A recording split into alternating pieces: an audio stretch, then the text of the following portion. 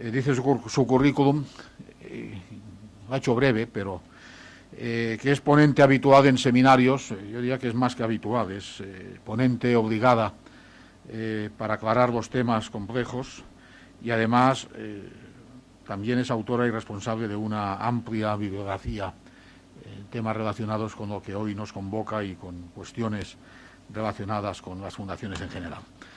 Yo creo que con esto basta, podría seguir, pero no se trata de esto, se trata de escucharla. La idea que tenemos es que tras su intervención abramos un debate. No sé cuánto tiempo piensas intervenir, una media hora. Es un debate y yo creo que deberíamos responsabilizarnos en terminar a las 2 en punto, que es la hora en que con toda probabilidad alguno de ustedes o de vosotros os levantaréis y empezaréis a iros, ¿no? Entonces, para evitar esta situación que siempre incomoda, lo mejor es terminar a las 2 para evitar la situación incómoda. Dicho esto, creo que lo obligado es darle la palabra a don Carlos Romero, que es el presidente de la Fundación San Pablo CEU, amén de otras responsabilidades de mucha enjundia. Muchas gracias, Amadeo. Buenos días.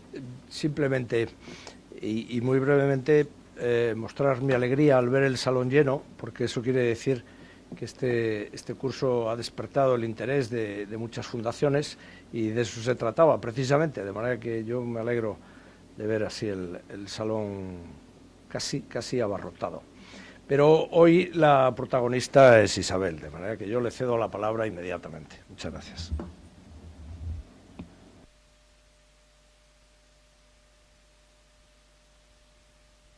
No sé si se oye. Muchas gracias. Bueno, en primer lugar al CEU por haber planteado esta sesión en colaboración con nosotros, que muy gustosamente hemos organizado. Gracias, Amadeo, por la amable presentación, y gracias también a la asociación, aunque hoy también la represente, bueno, pues por haberme encomendado esta tarea, que la verdad es que es una responsabilidad, porque hablar del régimen jurídico y sobre todo del régimen legal de los patronatos y en general de los patronatos, régimen legal o no, pues es una gran responsabilidad, sobre todo porque yo no soy patrono de ninguna fundación, entonces es muy fácil hablar de ello. Otra cosa es, efectivamente, sentarse en un patronato y asumir las responsabilidades tan importantes que sin duda todos tenéis o todos tienen. Me voy a poner de pie casi.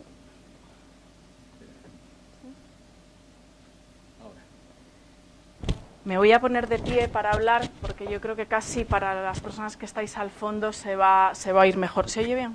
¿O lo subo un poquito? ¿Sí? Bueno, en la sesión pasada nuestro presidente se analizó cuáles son las responsabilidades colectivas del patronato como órgano colegiado o como órgano de gobierno, ¿no? Yo hoy me voy a referir un poquito más a cuáles son las responsabilidades o las obligaciones o los deberes de los patronos individualmente y como parte de ese órgano colegiado. Sí que me gustaría empezar con algunos datos. Bueno, yo creo que algunos no se mencionaron el otro día. Hablamos muy habitualmente del número de fundaciones que hay en España, de cuánto aportan al PIB, cuántos trabajadores tienen, pero también quizás sea interesante ver antes de empezar, algunos de los datos que tenemos sobre patronatos y sobre patronos.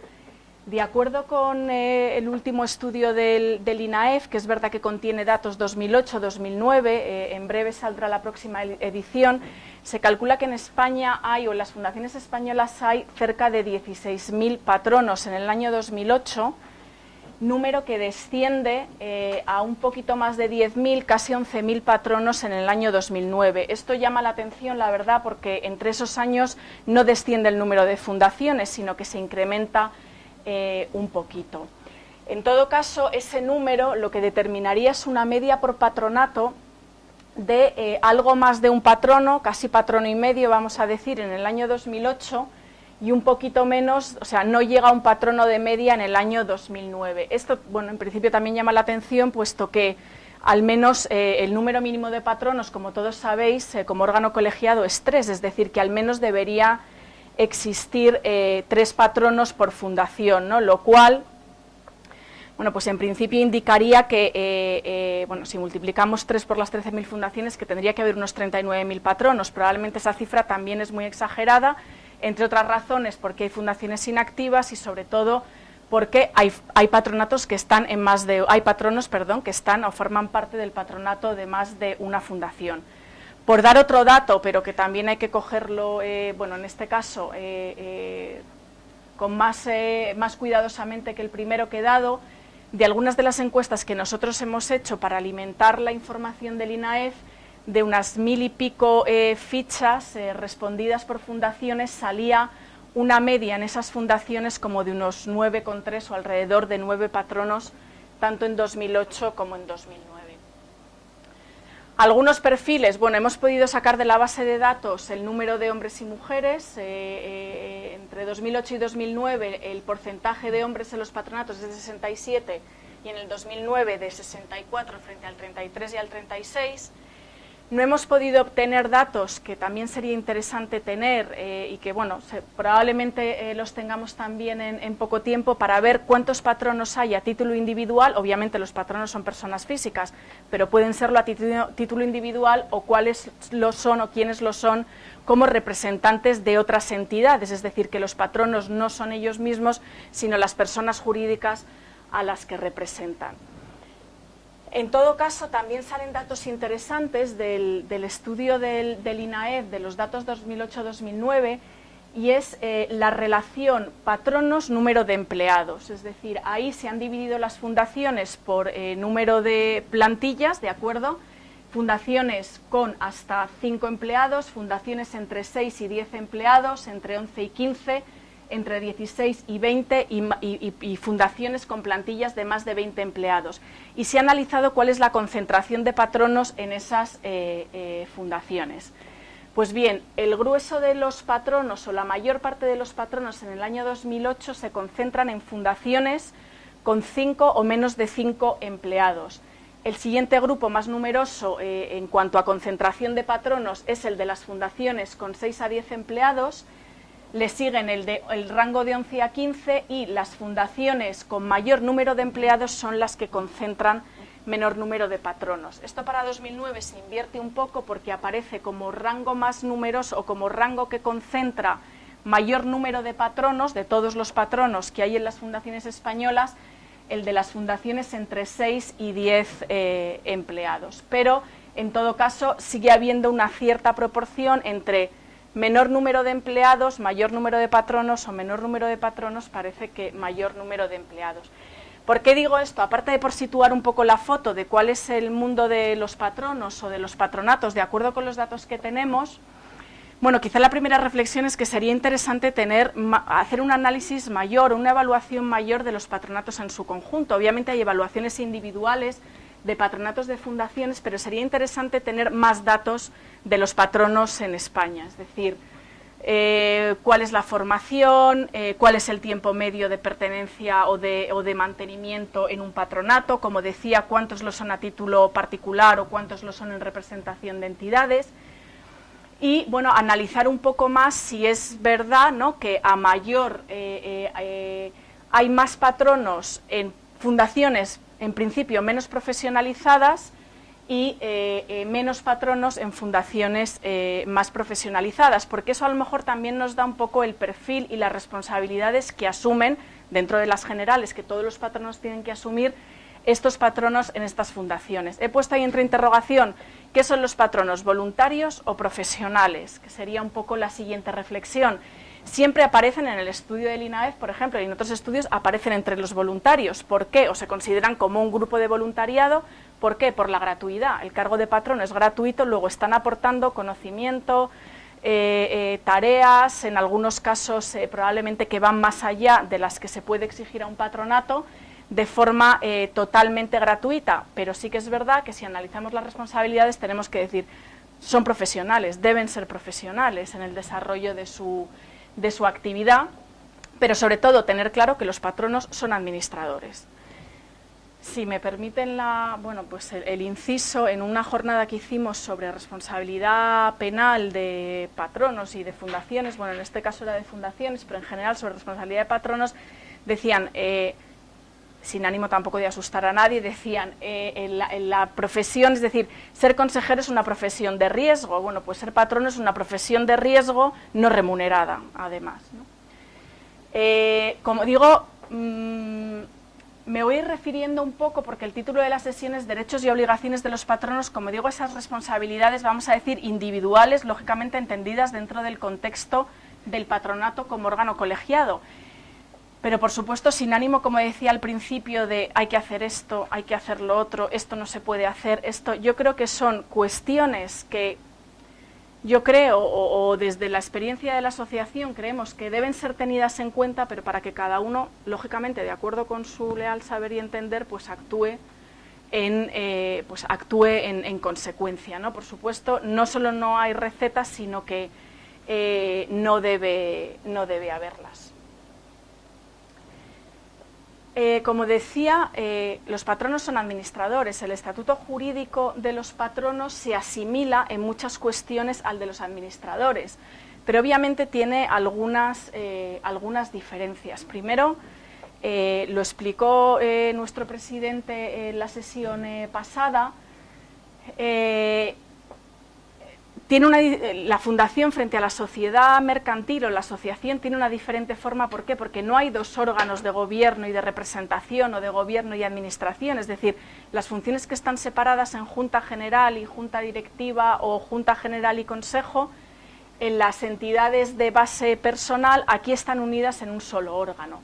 Pero sí que es verdad que hay casos en los que, sobre todo en patronatos muy numerosos, hay una distribución, vamos a decir, de responsabilidades, independientemente de las que se deleguen en el Ejecutivo, en los ejecutivos, hay una distribución de responsabilidades que se asemeja mucho a la de las sociedades. Es decir, hay patronatos muy grandes que son más, vamos a decir, más tipo asamblea o más tipo junta general, y que delegan funciones muy importantes solo en algunos de esos patronos a través de un comité ejecutivo o de un órgano, como lo queramos denominar. Lógicamente ahí sí va a haber un cierto reparto de responsabilidades, pero en última instancia, sobre todo, la obligación y la responsabilidad de rendir cuentas va a corresponder claramente a todos los patronos.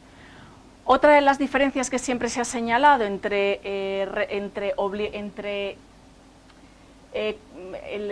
cuál debe ser el comportamiento del patrono frente al administrador societario es que la Ley de Fundaciones siempre ha dicho que la diligencia de un patrono ha de ser la de un representante leal y no la de un ordenado empresario. Pero claro, todo esto hay que verlo a la luz de la evolución del sector fundacional. Las fundaciones ya no son un patrimonio, los patronos ya no solo administran un patrimonio y otorgan unas ayudas a otras entidades, sino que las fundaciones son un operador económico más, y en algunos casos, como sabéis vosotros muchísimo mejor, tienen actividades que entrañan una gran, primero una auténtica actividad económica, pero además una gran responsabilidad, como pueden ser pues desde centros de menores, por ejemplo, pueden ser colegios, pueden ser hospitales, pueden ser, en fin.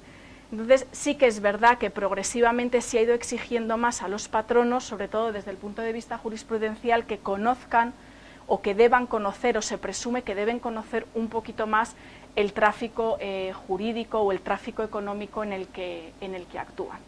Y sobre todo yo creo que, como digo, son intuiciones, porque no lo tenemos absolutamente constatado por esta falta un poco del perfil del patrono del que hablábamos al principio, pero yo creo que sí que hay una tendencia a una cada vez mayor profesionalización de los patronos.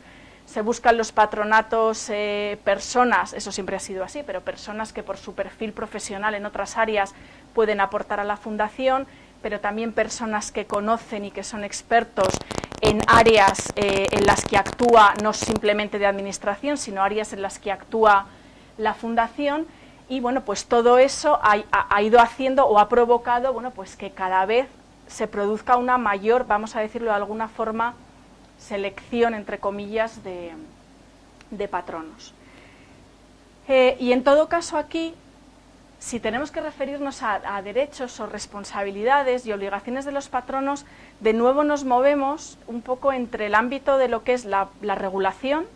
Hay regulación, es decir, la ley da bastante capacidad de organización a las fundaciones y, por supuesto, de organización de su patronato, pero cada vez hay más normativa que regula algunos aspectos que debe tener en cuenta el patrono, pero además cada vez las propias fundaciones, simplemente a través de sus estatutos, pero a través de otras prácticas, están regulando cada vez más qué se espera del patrono, qué se espera de un buen patrono, sin perjuicio de las responsabilidades colectivas que ellos asuman. Y en todo caso, la actuación del patrono siempre va a estar guiada, en definitiva, por el interés social, que el interés social aquí se definiría, en las fundaciones se definiría como el interés general al que sirve la fundación, determinado lógicamente por la voluntad del fundador, aunque ese fundador se haya desligado, lógicamente y legalmente de la fundación, y también atendiendo en algunos casos pues, a la actuación que realiza la propia fundación sobre beneficiarios o sobre donantes o financiadores, que también pueden en algunos casos establecer ciertas voluntades, ¿no?, en los programas que están financiando o en las actividades para las cuales están aportando.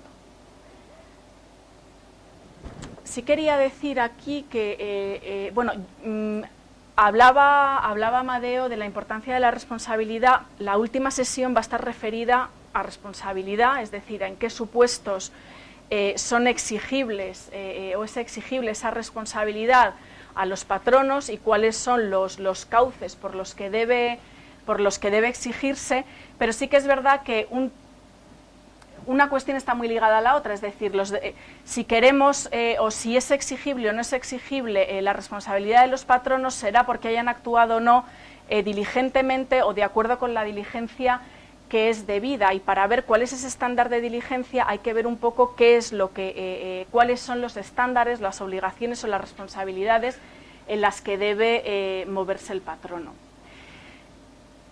También es importante, o al menos nosotros desde la asociación lo vemos mucho, es decir, a veces no está nada claro cuándo un patrono está ejerciendo su función, es decir, en virtud de que se ha atribuido la condición de patrono a esa persona, ¿no? Patronos, por ejemplo, que dicen, no, yo soy patrono por razón del cargo, pero no está claro porque en el acuerdo que se adoptó, porque en los estatutos no está claro que sea por razón del cargo, y en un momento dado se pueden estar debatiendo entre una responsabilidad, la de la entidad, o la suya personal, aunque la entidad pueda repetir contra ellos, pero a veces eso no está claro. ¿Y cómo se atribuye a la condición de patrono? Es decir, no es lo mismo ser patrono, parece una obviedad, pero no es lo mismo ser patrono a título personal que representante de una entidad que por razón del cargo, porque las consecuencias que de ellos se derivan son muy distintas. Y se derivan también otras consecuencias como pueden ser, ¿puedo delegar el voto? ¿No puedo delegar el voto? ¿Quién me puede sustituir? Por regla general, la ley de fundaciones ya admitió claramente en el 2002 la posibilidad de cualquier patrono de delegar su voto en otro para una sesión concreta.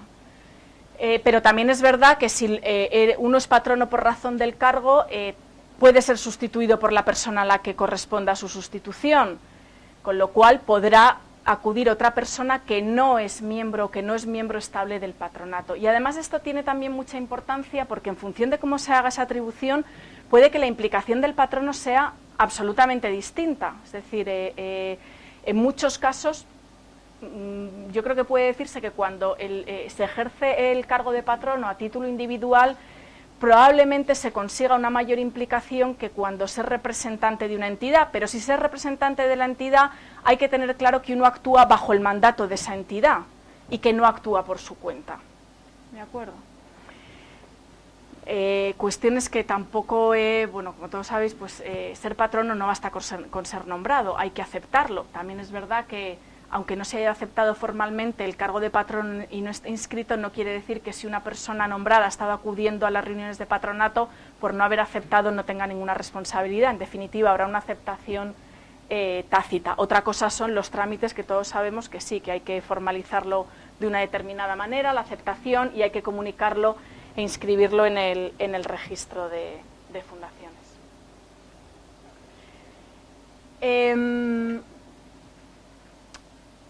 En cuanto a los deberes de los patronos, bueno, el primero obviamente es la diligencia en la administración, ¿no? En definitiva, los patronos participan en una administración colectiva de unos fines y de un patrimonio que no es propio, ¿de acuerdo?, que es ajeno y que es un patrimonio que tampoco es de los socios, que se debe al fin y se debe a esos potenciales beneficiarios.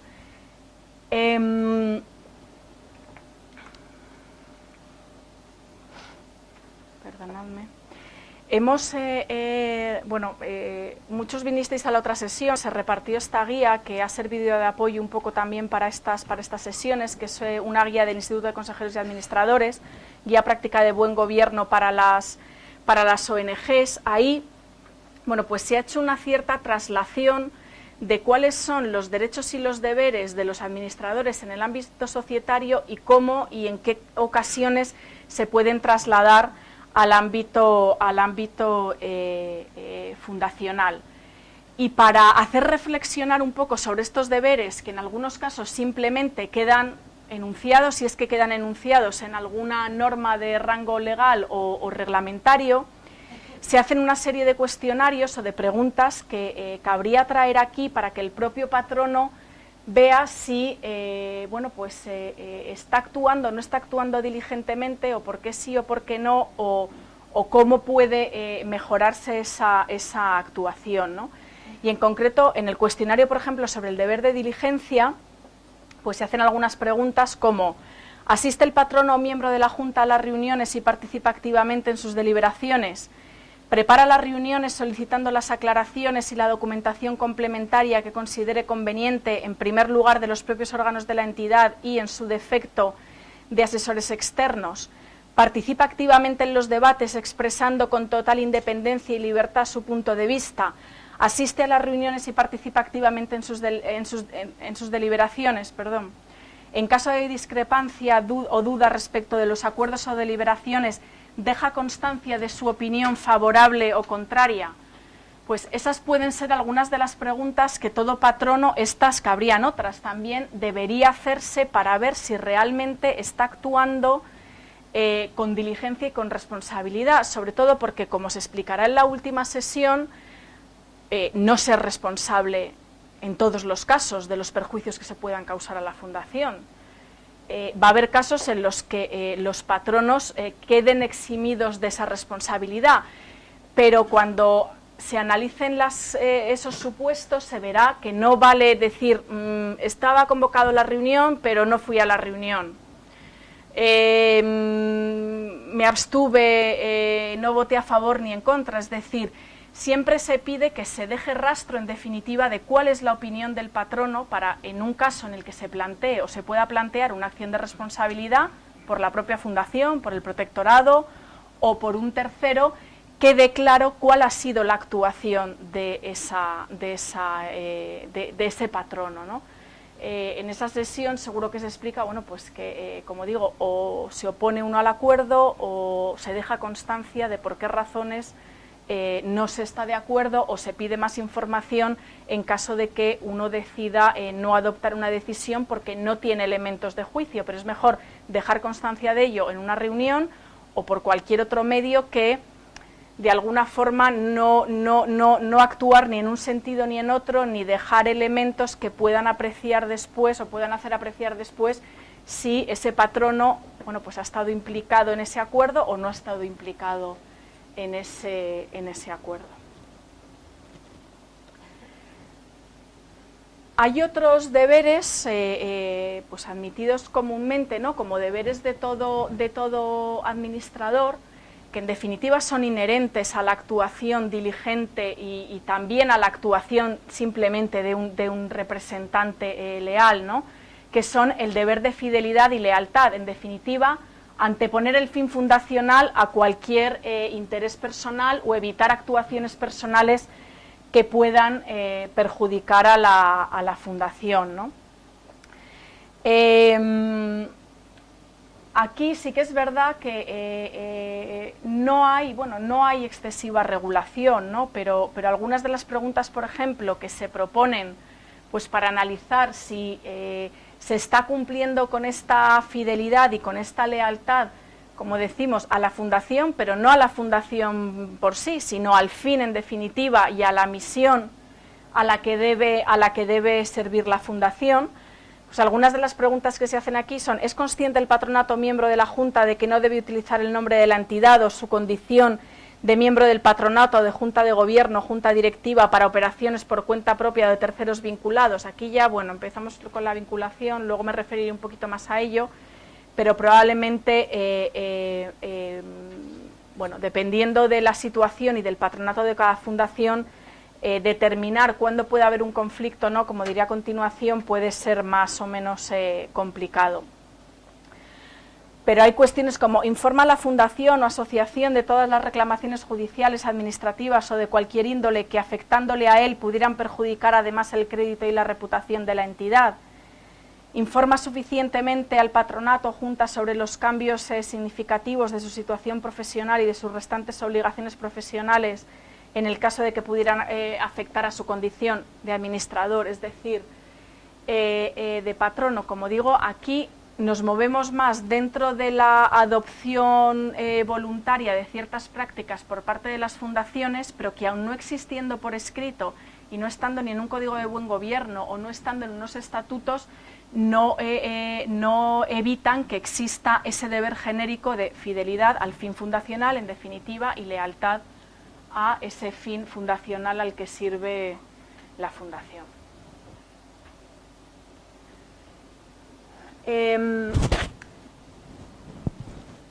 Todo lo que tiene que ver con deberes en materia de conflicto de interés, yo creo que aquí, no sé, yo misma releyendo a veces gran parte de la regulación pienso que es bastante prolija. Es decir, siempre decimos que en fundaciones no está excesivamente regulado dónde pueden estar los potenciales conflictos de interés, pero sí que es verdad que ahí la legislación, como ha hecho en general en la regulación de otro tipo de entidades y en relación con la responsabilidad de los administradores, ha ido avanzando poquito a poco. Entonces ya no nos movemos en estos casos ni siquiera dentro de lo voluntario, sino que nos empezamos a mover en un ámbito más imperativo, ¿no? Yo creo que prueba, por ejemplo, de esa situación es el propio reglamento de fundaciones. Cuando se aprueba en el año 2007, se aprueba un capítulo que no existía antes y que no se había planteado antes, que regula en defecto de disposición estatutaria, es decir, antes sería lo que dicen los estatutos, ¿no?, pero regula en defecto de disposición estatutaria ciertas obligaciones de funcionamiento del patronato en cuanto a la forma de reunirse, las convocatorias, la adopción de acuerdos y también en cuanto a la actuación individual de los patronos, ¿no? Y bueno, se trata de una normativa pues muy reglamentista, planteada probablemente por los protectorados, viendo y analizando muchos de los conflictos que se producían en muchos de los patronatos y, bueno, pues tratando, en definitiva, de regularlos, ¿no? Pero sí que es verdad que se establecen, para empezar, ciertos deberes de abstención de los patronos, que, bueno, en muchos casos se olvidan, ¿no? Es decir, el patrono, esto ya es reglamento, ya no es que lo diga un código de buen gobierno o que queramos aplicarlo o no aplicarlo, ¿no? El reglamento dice que el patrono individualmente tiene la obligación de abstenerse cuando se establezca una relación contractual entre la fundación y el patrono, su representante, sus familiares hasta el 4º grado y el cónyuge o persona ligada con análoga relación de afectividad. Es decir, deben abstenerse de adoptar decisiones en ese caso. Uno de ellos, me diréis, bueno, la relación contractual patrono-fundación es que directamente está sujeta a autorización del protectorado. El cargo de patrono es gratuito, pero si un patrono quiere prestar a la fundación un servicio distinto al que le corresponde como tal patrono o quiere llegar a cualquier tipo de acuerdo del tipo que sea o contrato civil o mercantil con la fundación, ¿lo puede hacer? Sí, lo puede hacer, pero tiene que pedir previa autorización del protectorado. Luego estamos ante la máxima regulación o la máxima intervención en ese potencial conflicto de interés. Es verdad que desde la asociación siempre le hemos trasladado a los protectorados, bueno, vamos a ver, la autocontratación trata de prever el conflicto de interés, pero no todo conflicto de interés es autocontratación, porque es verdad que en la práctica los supuestos de autorización del protectorado se están extendiendo a tantas situaciones que probablemente están excediendo con mucho lo que está expresamente previsto en en esa ley. Pero esto, como digo, es regulación, es decir, esto ya no es autorregulación, está ahí y bueno, pues son casos en los que hay que ser especialmente cuidadoso, porque si de una actuación incumpliendo alguno de estos presupuestos se derivara algún tipo de perjuicio para la fundación y el patrono pudiera ser declarado responsable, no es lo mismo haber actuado en contra de una norma imperativa que la que no lo es, o que exista un código de buen gobierno a que no exista y regule todas estas cuestiones. Y luego, en el ámbito societario se habla también mucho, y lo podréis ver en la guía, de todo lo que tiene que ver con las operaciones vinculadas, que en definitiva también tratan de prever o de evitar ese potencial conflicto de interés. Claro, las fundaciones tampoco están al margen de esto, ¿no? Es decir, entidades vinculadas pues pueden ser el propio patrono con la fundación, una sociedad de la que el patrono es administrador y se relaciona con la fundación, una sociedad unipersonal en la que del patrono, digamos. Todo esto, con el nuevo plan contable, y perdonad que descienda ya cosas tan de andar por casa y tan concretas, pero es que hay que suministrar al protectorado muchísima información a través de la memoria económica sobre cuáles son estas operaciones. Luego, también hay que ser consciente de que las fundaciones no viven al margen de toda esa regulación, que además es muy parecida, en algunos casos excesivamente parecida y no desciende a las peculiaridades de las fundaciones, pero es muy parecida o casi idéntica a la del ámbito societario. Y esas obligaciones de suministro de información están ahí. Si la fundación se ha planteado previamente dónde están, de acuerdo con la composición de su patronato, de acuerdo con las actividades que desarrolle, si la fundación tiene otras fundaciones ligadas a ella, o si participa en sociedades, es decir, si se ha planteado cuál es su forma de actuación y la ha regulado medianamente, detectando a priori, más allá de lo que diga la ley, dónde están esos potenciales conflictos, cumpliendo con esa obligación de información, el patronato en su conjunto y los patronos individualmente habrán demostrado que han actuado de forma mucho más diligente.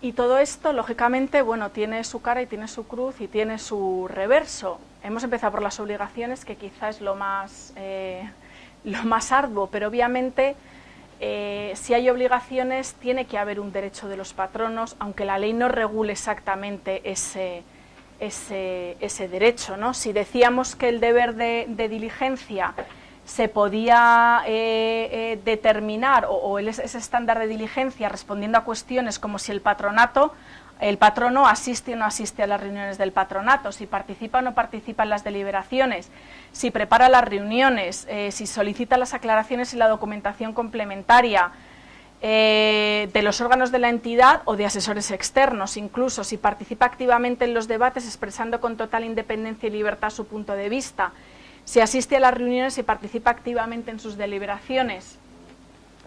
Lógicamente todo esto no lo puede hacer si el patrono no está al menos informado. Es decir, si dispone de la información veraz y completa o suficiente para poder adoptar decisiones sobre las cuestiones que se le están planteando, podrá actuar en consecuencia. Si no tiene esa información, en muchos casos ya estaremos trasladando la responsabilidad, en algunos casos ya no a los patronos, sino a otros órganos de la fundación, o a cargos ejecutivos, o a directores, o apoderados. Es decir, el patronato lógicamente no convive solo, puede convivir con otros órganos, entre otros consejos asesores. Los consejos asesores pueden ser muy útiles a la fundación, pero no están asumiendo una responsabilidad. Luego, no necesariamente todo lo que venga de un consejo asesor, sin más un patronato lo tiene que adoptar. Si es necesaria más información, digamos a los niveles más técnicos de la fundación, tendrá que pedir esa información si no la tiene. Para esto es muy importante la preparación de las reuniones, que se envíe la documentación con las convocatorias, cosas que son esenciales, que son muy sencillas, que no complican excesivamente en muchos casos la actividad de la fundación y que permiten, ya no solo, porque no quiero referirme aquí solo a que es muy importante, lógicamente responsabilidad y deberes desde un punto de vista legal, sino que permiten una mayor implicación de los patronos y una mejor asunción de su papel.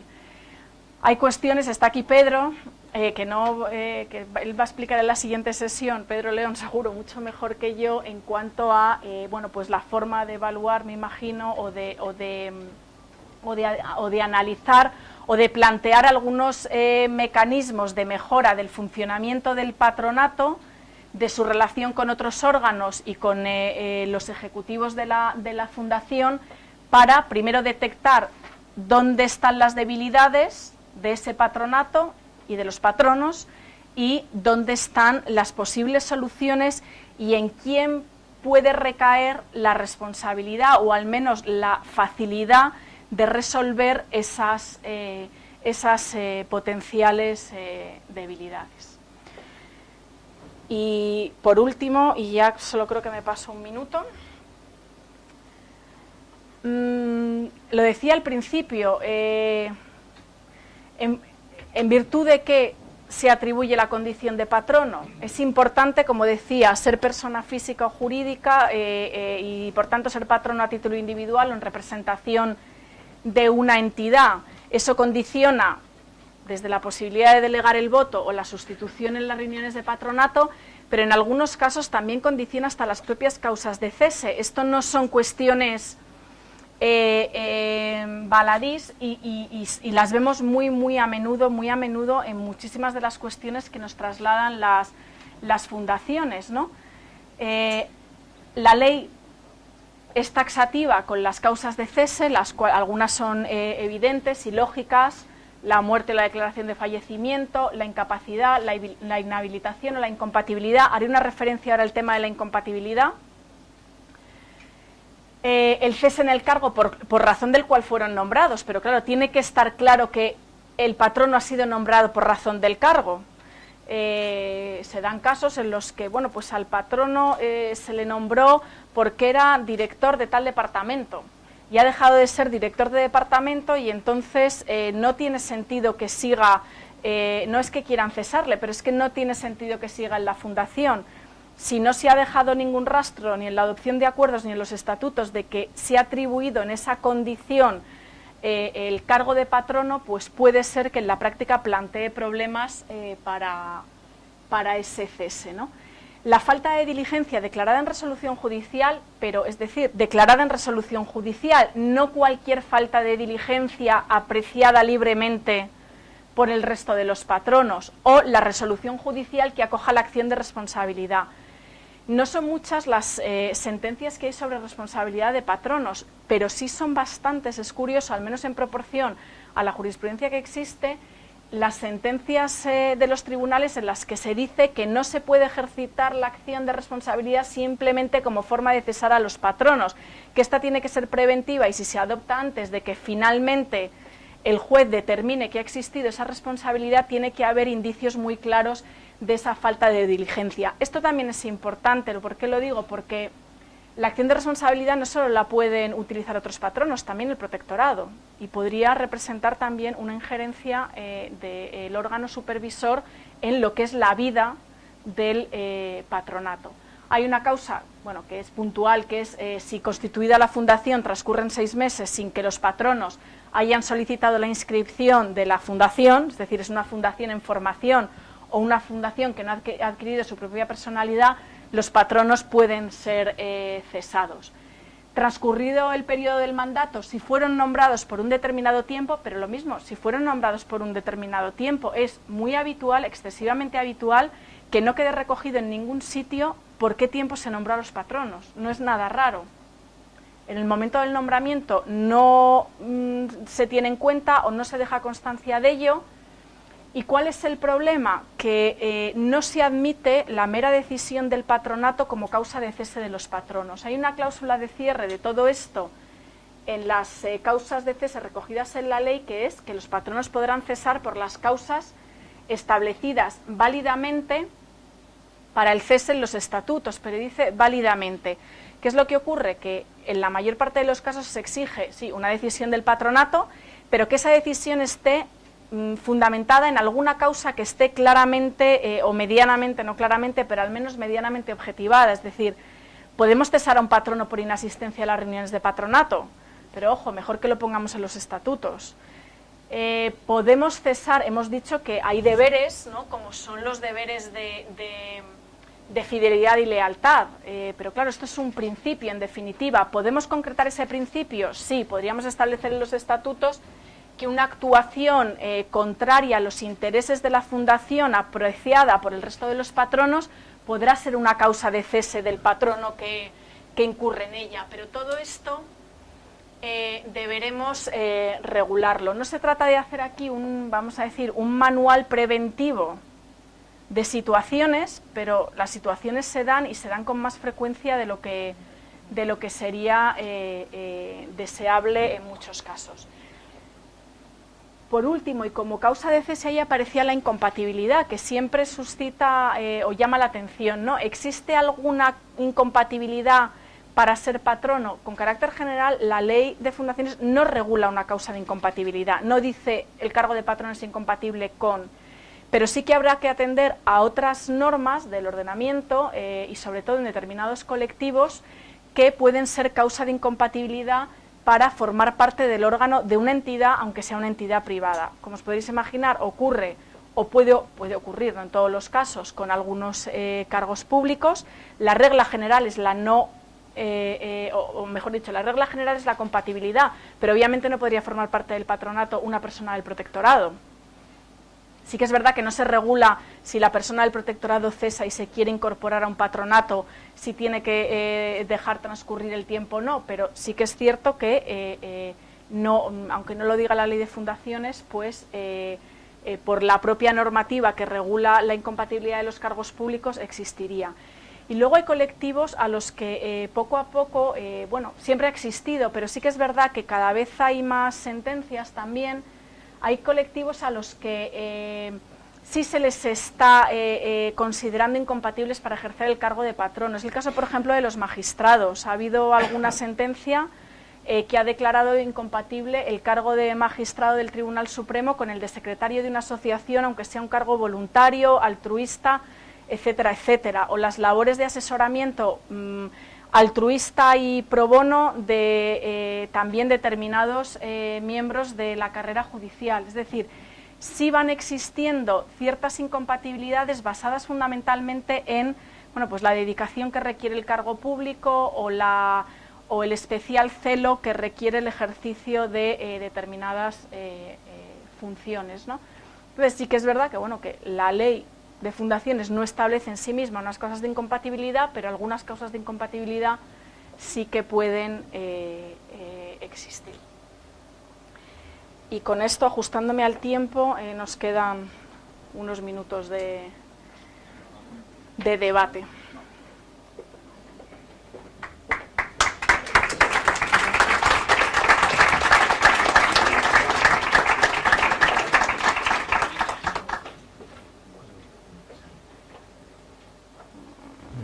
Fantástico, Isabel. Yo creo que lo más relevante de una exposición es que al final de la misma se sepa algo más que al principio de la sesión, y yo creo que esto se ha cumplido con creces. La exposición ha sido sistemática, detallada, profunda y además bien expuesta. Yo destacaría algunas cuestiones. Primero, de las cifras iniciales. Los economistas sabemos que cuando hay tantas diferencias entre 2 años, una de las cifras está mal. Por lo tanto, el problema consiste en dilucidar si la que está mal es la primera o la segunda. Posiblemente sea la primera, porque la segunda parece más coherente que la primera. Pero esto lo resolveremos. Y en todo caso, esto revela la necesidad de que el INAEF proceda a recabar más información sobre los patronos, los perfiles de los patronos, los niveles de formación de los patronos, etcétera. Algo que abordaremos sin ningún tipo de duda. Yo creo que la rotación es bastante coherente. Los patronos administramos bienes que no nos pertenecen. Y de ahí que nos obliguen a ser eficaces y actuar con una absoluta lealtad, tanto a la regulación como a los deseos de quien fundó las fundaciones. Y de ahí las responsabilidades, algo que a mí me parece totalmente coherente, aunque en algunos casos personalmente considero que la regulación es excesiva. Sería suficiente con comunicar, más que esperar a las autorizaciones. Todavía vivimos de la inercia de estados excesivamente intervencionistas y que esto traduce una cierta desconfianza en relación con lo que los ciudadanos honestos hacemos. Esto digo que a mí me gustaría, puestos a comparar, que este tipo de regulación se aplicara también a los protectorados, por ejemplo, ¿no? Y antes decías, esto por poner una nota de humor, que no resulta coherente que una persona que forme parte del protectorado esté en un patronato. El jefe del protectorado, que es el ministro, forma parte de patronatos de fundaciones, aunque sean públicas. Y como a mí a veces me gusta buscar 12 pies al gato, pues plantearía un tema a ver qué pasa, ¿no? Porque no es equilibrado que el administrado esté mucho más regulado que el administrador. Un cierto equilibrio debería haber, y seguramente si el administrador fuera tan regulado como el administrado, procuraría ser menos regulado para poder, como consecuencia, regular menos al administrado. Bueno, yo creo que ahora, después de los parabienes a Isabel por su magnífica intervención, os toca el turno a vosotros. Vamos a terminar a las 2, tenemos media hora. Mi sugerencia es que las preguntas sean breves y concisas, si puede ser, y lo podéis evitar, prescindiendo de reflexiones personales que acostumbran a ser extensas, y a ver si hasta las 2 tenemos un buen debate, porque tema sí que lo hay. Y si os podéis presentar así, vamos saliendo de la ignorancia del conocimiento mutuo. Venga, que se anime algo, que todos sabéis mucho sobre, y todos tenéis problemas.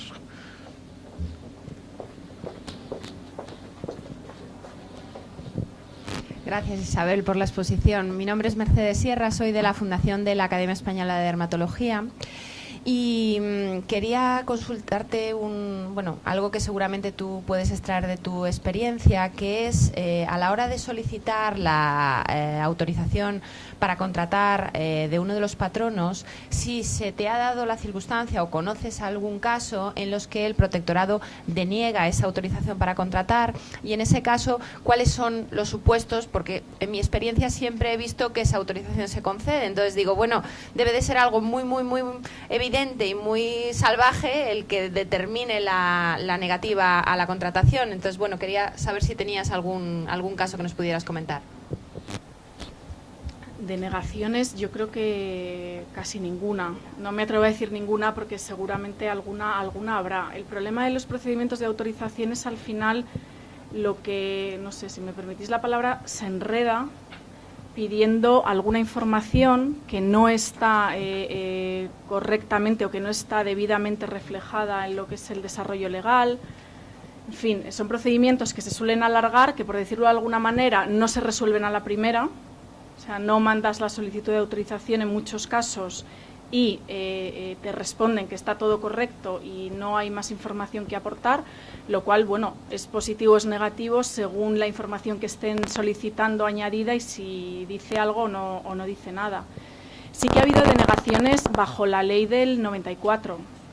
Es verdad que la ley del 94 regulaba la autocontratación, pero no regulaba el supuesto expresamente, que es otra modalidad de autocontratación, del patrono que presta servicios, del patrono o del vicepresidente ejecutivo o del patrono y primer ejecutivo a la vez, ¿no? Ahí sí que se denegó en algún caso, pero hay sentencias favorables finalmente, que al final a lo que atienden es, mire, esta persona está efectivamente prestando un servicio que va más allá de lo que le corresponde como patrono, requiere una dedicación además distinta y mayor, pero además distinta, y además una de las cosas que valoraba ahí el tribunal es que no se ha producido ningún conflicto de interés, no hay motivo para pensar que esa situación puede provocar un conflicto de interés mañana, porque no lo ha provocado durante todos estos años en los que esa situación se ha compatibilizado.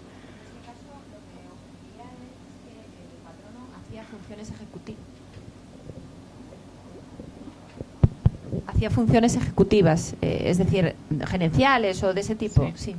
Sí, porque en los demás casos sí que es verdad que ese puede ser, porque esto de las funciones, pueden ser remunerados por funciones que sean distintas a aquellas que les corresponden como miembros del órgano de gobierno. Y claro, y si la misión del órgano de gobierno es la de gobernar y administrar la fundación, pues claro, ahí deslindar puede ser más complicado. En los casos en los que el patrono lo que va a hacer es, no sé, pues dar una conferencia o es profesor, o claro, eso sí que no suelen plantear ninguna duda, hombre, salvo que, no sé, la remuneración fuera, pero que aún así es difícil de valorar también a veces, porque son funciones, es decir, al patrono no se le puede exigir que además vaya a dar clase. Muy bien, ¿qué más? Sí, por favor.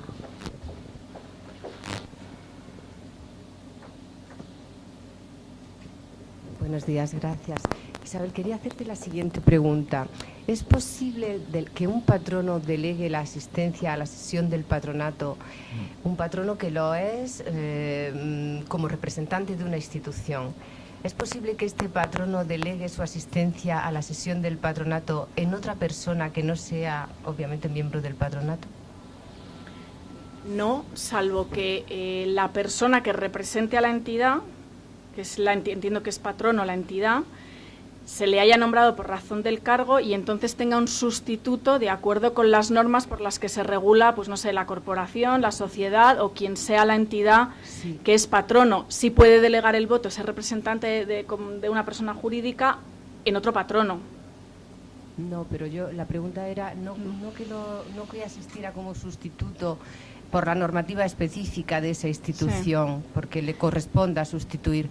No, en otra tercera persona, en quien, de la corporación también, de la institución también, en quien sustituyera o que asistiera en su nombre a la sesión y por tanto votara en su nombre, etcétera.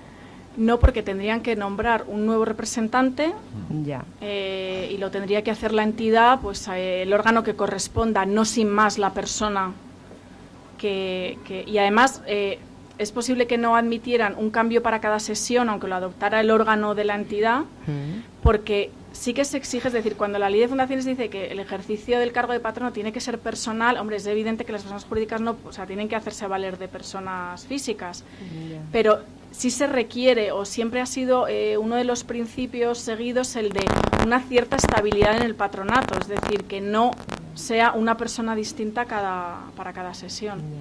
Gracias, Isabel. Caramba, sí. Vamos bien. Sí quería decir de todas más, Amadeo, que es que el protectorado sobre las fundaciones públicas se ha cuestionado muy seriamente, ¿eh? Es decir, porque no tiene mucho sentido que una entidad del sector público sea supervisada a su vez por el propio sector público. Yo siempre he defendido que empresa y público son conceptos antitéticos, ¿no? Y una anécdota, una fundación que llamó aquí hace mucho tiempo y nos decía, es que me dicen del Ministerio de Educación que no tenemos al patronato debidamente inscrito porque figura el ministro tal, y no saben que ha cambiado el ministro. Digo, pues sí, saben perfectamente que ha cambiado el ministro, pero se lo tienes que comunicar y decirle quién está en tu patronato. Exacto. Sí, por favor. Sí. Hola, buenos días. Mira, yo te quería hacer una consulta. Pertenezco a la Fundación ADEMO, que son críos con discapacidad. Creo que el micrófono no funciona. Abajo, ¿no? Pertenezco a la Fundación ADEMO, que nos dedicamos a los críos con discapacidad, y te cuento, el presidente que teníamos, una persona muy válida, le hemos tenido que contratar, le hemos contratado de director financiero y ha dejado el patronato, pero es una persona que es muy válida, que nos ha costado mucho formarla. La pregunta es, ¿se le podría incorporar como patrono sin derecho, sin voto? ¿Habría algún problema? ¿O tenerlo en el patronato? Si es patrono y tiene que ser con voz y voto. Ahora, eso no impide que pueda asistir a las reuniones de patronato, obviamente, pero nunca su decisión se tendrá en cuenta a la hora de adoptar acuerdos. Vamos, se tendrá en cuenta en el sentido de que podrá influir la decisión del patronato, pero que no contará como voto. Y sí, bueno, y puedes incorporarle al patronato pidiendo la autorización, sí. Al protectorado. También, sí. Vale, muchas gracias. Sí, por favor.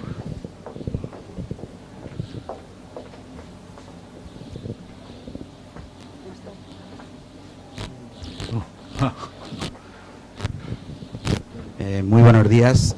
Javier López Galiacho, patrono de la Fundación San Pablo CEU. Me ha parecido muy interesante felicitarte en el fondo y en la forma, y has sacado a relucir un tema muy importante como son los conflictos de interés. Yo siempre digo, y sabes en otros foros, que el cáncer o la metástasis del buen gobierno en España, en la empresa y muchas veces también en las fundaciones, son los conflictos de interés. Sacar pecho porque esta fundación, bajo el liderazgo de nuestro presidente, don Carlos Romero, ha desarrollado una reforma de las normas de gobierno interno de la Fundación, lo que podría equivaler a un código de buen gobierno durante todo este año. Y es más, el CEU ha pegado un paso para adelante, porque no solamente se trata del conflicto de interés cuando surge, sino previamente, desde el mismo nombramiento, un patrono tiene que hacer una declaración de conflictos de interés. Por tanto, el CEU, que está apoyando hoy este ciclo de jornadas, ha dado un buen ejemplo de gobierno corporativo. Y mi pregunta te la lanzo. Yo, a la vista de cómo está regulado la ley de fundaciones y el reglamento, cada vez veo más necesario que nos metamos, no en el caso del CEU, que ya lo tiene, pero el resto de fundaciones por códigos de buen gobierno, donde aseguren el funcionamiento normal y conforme a derecho y al fin fundacional de nuestras fundaciones. Muchas gracias, Javier, y felicitaros a vosotros por esa iniciativa. Yo creo también que es esencial. Por eso decía que lo primero es, para cada fundación, identificar dónde puede estar su conflicto de interés, que puede ser lo fácil o lo difícil, pero bueno, yo creo que en el fondo lo fácil, pero yo creo que esos códigos que a veces se dice, bueno, es que los códigos, pues no siempre hay que adoptar un código, yo creo que tienen la virtud al final de poner negro sobre blanco o hacer reflexionar a la propia institución sobre dónde están en definitiva sus debilidades, porque donde esté ese conflicto es por donde pueden venir luego algunos de los problemas, con todo lo que genera, no solo desde el punto de vista legal, sino desde el punto de vista de la reputación de instituciones como estas. O sea, que sin ninguna duda felicitaros, y yo creo que lo que deberíamos hacer es otra sesión precisamente para que nos lo expliques cómo lo habéis hecho, mucho más práctica que esta, y como todo, no es absolutamente asumible por todas las fundaciones, porque cada una tendrá su problemática o sus situaciones, pero yo creo que es un buen ejercicio. Y además, si es que códigos sí, códigos no, como dices, normas, acuerdos, pero que las cosas estén medianamente documentadas, sin empapelarnos todos hasta arriba, pero es que los propios estatutos, al final tiene que haber una mínima autorregulación de todo esto, ¿no?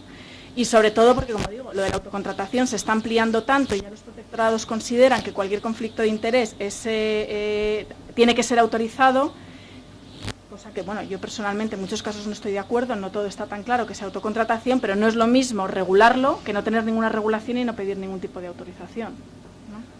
Muy bien, gracias. Sí.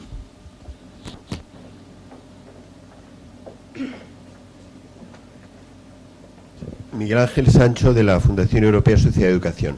Isabel, volviendo al tema del patrono ejecutivo, en su relación con el resto de patronos, ¿cómo se concilia bien esa situación? Porque, por un lado, todos son patronos y tienen una corresponsabilidad, como bien has explicado, como administradores de la fundación, ¿no? Pero, por otro lado, el patrono que es ejecutivo o primer ejecutivo tiene más responsabilidad, o en realidad lo que tiene que estar es rindiendo cuentas como ejecutivo al resto de patronos y en parte a sí mismo. ¿Sería una solución considerar ese patrono ejecutivo similar a un consejero delegado en una sociedad? Sí. ¿O cómo en la práctica iba a decir, en la respuesta admito ayudas de todo tipo de muchos de los que estáis aquí, porque probablemente sea la pregunta también. A ver, era un poco lo que me refería al principio cuando decía, hay distintos tipos de patronato y distintos tipos de fundaciones. Hay patronatos que son más asambleas, para entendernos, y patronatos que son más consejos de administración, y patronos que son más consejeros delegados que simples patronos. Entonces yo creo que el equilibrio debe estar ahí, sin duda. Un patrono ejecutivo asume más responsabilidades. El ejecutivo también tiene no hemos hablado aquí de directivos, pero también tienen en muchos casos el estatus de administrador y les es exigible la misma responsabilidad. Yo creo que ahí sí, claro que tiene más, y es el equivalente a un consejero delegado, sí, por eso decía al principio, no es lo mismo actuar como órgano delegado que no actuar como órgano delegado, el grado de responsabilidad es mayor. Más preguntas.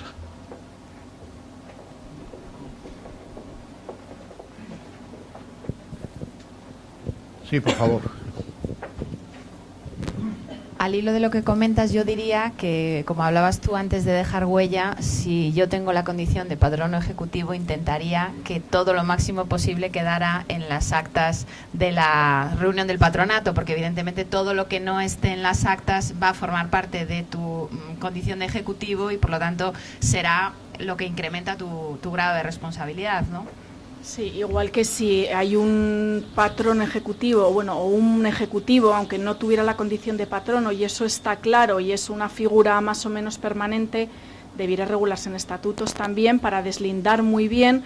De eso se volverá a hablar, estoy segura, en la próxima sesión, deslindar muy bien lo que es la función del patronato, teniendo en cuenta que hay funciones indelegables, no solo desde el punto de vista legal, sino desde el punto de vista del gobierno corporativo y del buen gobierno, cuáles son las funciones de los órganos delegados, comité ejecutivo, etcétera, y cuál es la del director general o director ejecutivo, o como lo quieras llamar, independientemente de que tenga o no la condición de patrono, porque eso evita problemas ya no solo legales, que esto está a lo mejor más enfocado y más pasado por una visión más legal, sino problemas operativos, es decir, qué le corresponde a quién. Esa es la esencia del buen gobierno, el saber delimitarlo y actuar en consecuencia.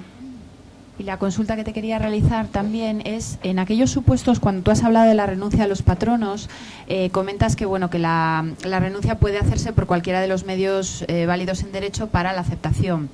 En la práctica yo estoy observando que cuando se hace la comunicación del nombramiento y de la aceptación de un patrono en escritura pública por un acta de manifestaciones o en la manera que se considere oportuna ante el protectorado, normalmente basta con comunicar en la certificación que se acompaña a esa aceptación que el otro patrono ha renunciado a su cargo o ha cesado por las circunstancias que sea. Pero incluso en aquellos supuestos de renuncia expresa, pues simplemente que se ha manifestado así en una reunión del patronato. Y lo están admitiendo. Yo pregunto si eso realmente es correcto o deberíamos de hacer en una escritura pública también una renuncia con todas las garantías. La renuncia en principio se tiene que hacer de la misma forma que la aceptación. Si es renuncia, es que no es lo mismo que un patrono cese porque ha transcurrido el periodo de mandato, en cuyo caso no necesita la renuncia. Si es un acto voluntario, la renuncia tendría que ser documento público, privado con firma legitimada, comparecencia ante el registro de fundaciones o ante el patronato, en cuyo caso lo puede certificar el secretario y se legitima la firma del secretario. Entonces, en muchos casos, lo más sencillo, pues es que el patrono acuda, no siempre lo más sencillo, pero podría acudir a la reunión, renunciar, la misma en la que se nombra el siguiente y acepta, y de todo eso hace se levanta acta y aparte se firma la correspondiente certificación, pero van a exigir la legitimación de la firma del secretario. También con la práctica de los protectorados hay de todo, porque ahí hay una casuística tremenda, y con lo que estaban preguntando antes en cuanto al nombramiento de representantes de las personas jurídicas, pues a ver, la persona jurídica acepta por una sola vez, no tiene que estar aceptando su representante cada vez pero suelen pedir que acepte cada vez hay variedad, y además variedad de criterios. En último lugar, y para no monopolizar, una consulta concreta en relación a los apoderados que no son patronos, es decir, aquellas personas que tienen determinadas atribuciones porque se les ha otorgado un poder y que ese poder debería de haberse inscrito en el correspondiente protectorado. En aquellos casos en los que no se ha llevado a cabo esa inscripción, ¿entiendes que rige también el plazo de los 6 meses que rige para los patronos, o entiendes que no tiene? ¿Para cesarles? No para cesarles. Entre las causas de...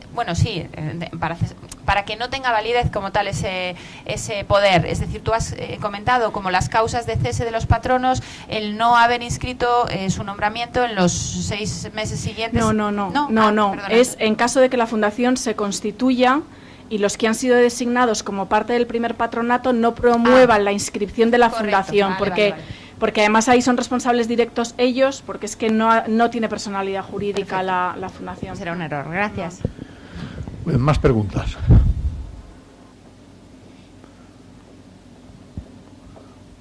Sí, por favor. Allí al fondo, a la izquierda, o a la derecha, según se mire. Buenos días. Pertenezco a una fundación adscrita al Ministerio de Trabajo Y mi pregunta concreta es la siguiente. Si los patronos están nombrados por razón de su cargo y porque las exigencias de su labor como patronos requieren una presencia permanente dentro de la fundación, haciendo uso de las instalaciones, en fin, incluso de los equipos, etcétera, etcétera, o sea, una permanencia prácticamente durante todo el ejercicio, ¿esto se puede llegar a considerar o se debe documentar como operaciones vinculadas? Sí, en mi opinión sí. En mi opinión sí, ahí la duda sería si tienes que, vamos, sobre todo, si tienes que pedir autorización o no, porque entiendo que quienes están en las instalaciones, te refieres a las entidades a las que representan ellos mismos. Están como representantes y de las esas entidades utilizan, pero no gratuitamente, las instalaciones, ¿te refieres? Bueno, digamos que bueno, y si es gratuitamente. Su permanencia es por razón del puesto que ocupan como patronos dentro de la fundación. No digo como un trabajador, que no es esa la situación, ni tienen ningún tipo de remuneración directa por su trabajo ahí por parte de la fundación, pero sin embargo todos los gastos asociados a su permanencia, que es mi pregunta concreta. Pero a su permanencia como patronos o los gastos en los que incurren se deben a otra actividad que no tiene. No, como patronos, y directamente relacionados con la fundación. No, a ver, los gastos en los que incurra el patrono en el ejercicio de su cargo sí son reembolsables, es decir, que los podría asumir también. Entiendo que son gastos de la fundación, no son gastos del patrono. Entonces, en ese caso no hay ni, vamos, yo entiendo que no hay operación vinculada y no hay autocontratación. Vale, gracias. Otra cosa es que utilizaran las instalaciones ellos o las entidades a las que representan para otros fines que no sean los de la fundación. ¿Más preguntas? Pues si no hay más preguntas, cerramos esta sesión. Os damos las gracias una vez más por acompañarnos, por esta buena acogida que ha tenido la convocatoria. Gracias en particular a Isabel por esta excelente presentación. Gracias también por el magnífico debate y gracias, como no, al coorganizador San Pablo CEU y a Carlos Romero, que está hoy con nosotros. Muchísimas gracias.